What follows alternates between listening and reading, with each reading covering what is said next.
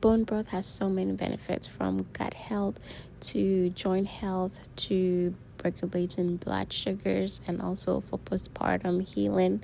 And in this video, I'm going to be showing you how I make mine. So if you're interested, keep watching. So I'm using beef bones in this recipe today, and I'm just going to open it and wash it off before using it. And you can see this is the bone marrow that we're trying to extract into a broth to give us a delicious broth. So I'm just going to wash that off. And I got my bones from a local farmer. I believe that the local farm bones taste so much better than the store-bought. So like ShopRite bones or anything like that. Just Google local farm close to you. You'll find some. Either your local farmer or a local butcher. Don't buy it from the regular store. One, two, 3, 4, 4, 5, 6, 7, 8. Hey! Yeah, you have 8 bones. Good job. So after 20 minutes in the oven, this is what the bones look like. They look so good.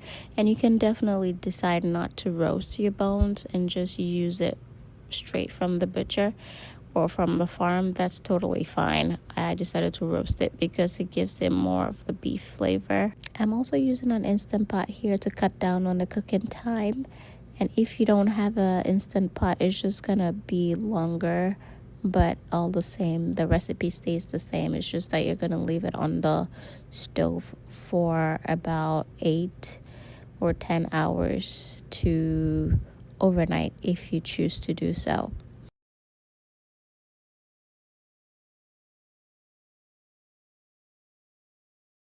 So once you have all your bones in your pot, you're just going to add your other ingredients. So I have them listed on the screen for you. And then for your water, I use filtered water just so I can have the purest form of broth there is.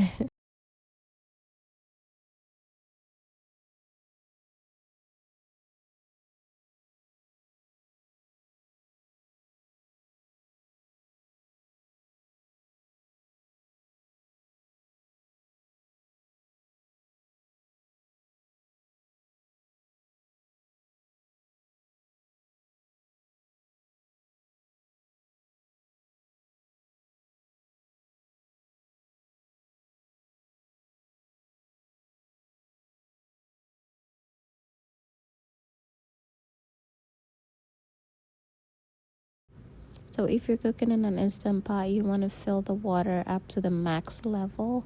But if you're using the regular stove top, you just want to cover it so your water covers all of your bones and your ingredients.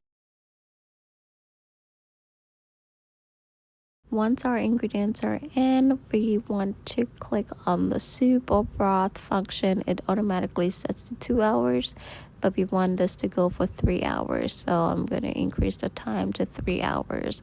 But if you're cooking this on the stove top, it's going to go longer than that, like I said. So on low to medium heat, you're going to cook your bones for about 8 hours to 12 hours. 3 hours later. This is what it looks like 3 hours later. So I just took the lid off and you can see it's still boiling and it looks and smells so delicious. So the next step is to strain the broth, and make sure you get help for this because it is hot.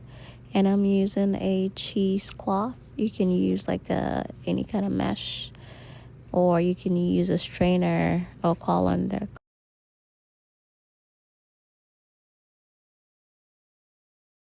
So I realized here that I should have taken out the bones before straining the broth because it was like splashing everywhere.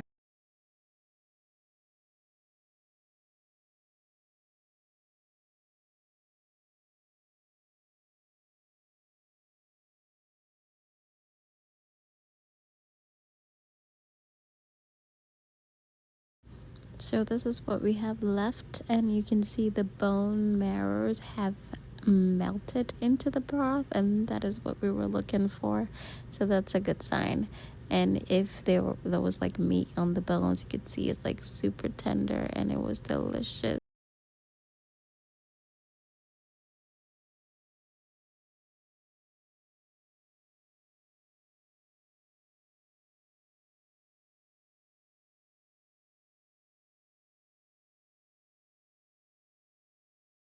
So I'm just straining out the rest of the broth now that I have all of the bones taken out.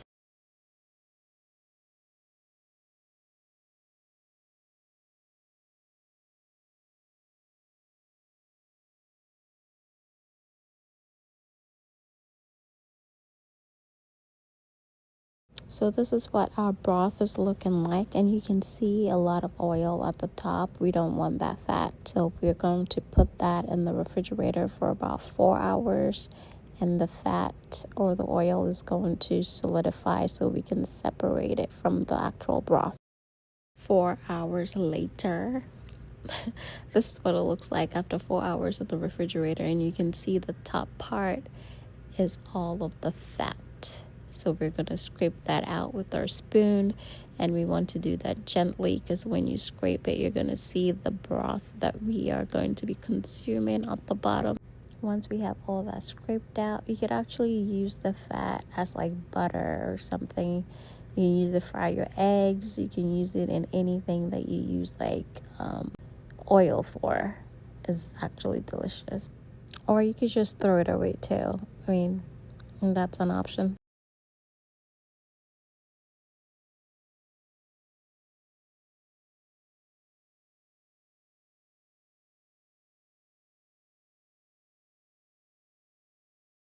I'm going to be portioning out my broth into containers for storage. So I'm putting them in this silicone storage container. Every rectangle is about 2 cups, so it's like perfectly portioned. So whenever I want to have broth, I just like pop out one rectangle and put it in a cup, heat it up, and then I'm good to go.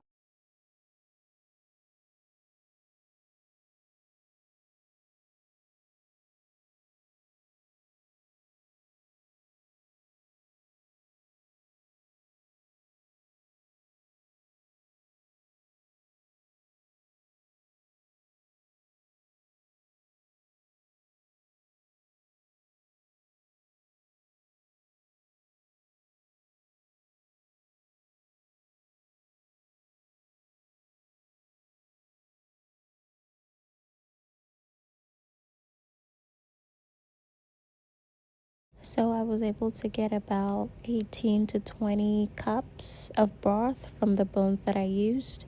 And I'll be freezing some and then put in this little bowl here in the fridge. And I'm going to show you guys what it looks like when you leave it overnight in the refrigerator. And these go in the freezer. So this is what it looks like after it's been in the refrigerator overnight. It's like jello, and that's all because of the collagen and gelatin from the bones. And this is so good. And this is how you know you've made the best bone broth, when it gels like this. Like if you make bone broth and it doesn't look like this after it's been in the refrigerator overnight, then you have done nothing, okay? Thanks for watching.